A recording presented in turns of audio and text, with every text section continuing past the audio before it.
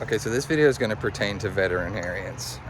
Anybody on a veterinary team, really. So, vet techs, tech assistants, whatever. Anybody in that space, where over the years when I've been meeting clients, working with clients, I've heard on more than one occasion that their veterinarian has informed them that a behavior that the guardians are experiencing at home, a behavior the dog is doing, is due to dominance, quote unquote dominance.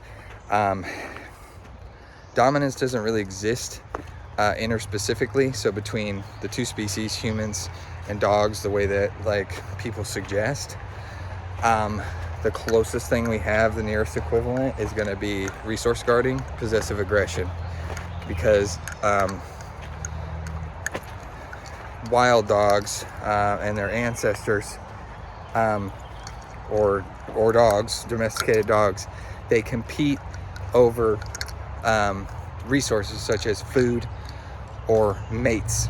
So that's not what's occurring when your dog is doing, name the behavior, okay, outside of potentially resource guarding, possessive aggression, okay. But I've heard that many times, and I have personally experienced a vet tech administering a collar correction to my shepherd while I was in the room with them, and I informed them, like, you don't want to be doing that. Please do not do that. Because these are creatures that can render us a significant amount of harm, like a tremendous amount of harm if compelled to do so. That's a pretty good, that's a pretty compelling reason to do so, okay? But I've had, it's a really good way to teach your dog that the vet is not to be trusted, and that another good reason. But so poisoning the vet and poisoning the vet, the care team. I've had, two times thus far, I've had veterinarians ask me what medication, like what behavioral medication the dog should be on, and like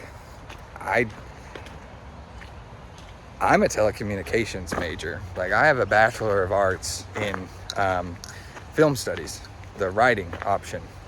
So I have not studied the body and brain to know enough about that, about those processes. Like, I'm pretty confident and comfortable working with a lot of behaviors, but like, I don't really think I have any business, making that decision, making that recommendation. I can give feedback, I can collect data and give feedback on how a dog is behaving or functioning while they're on a certain regimen. But, I'm not comfortable in that space only having anecdotal evidence. Like, I had dogs personally, I've worked with dogs professionally that have been on, this medication, that medication, or combination or cocktail of medications. But I'm not the guy that's like going to be like, they need to be on this, right?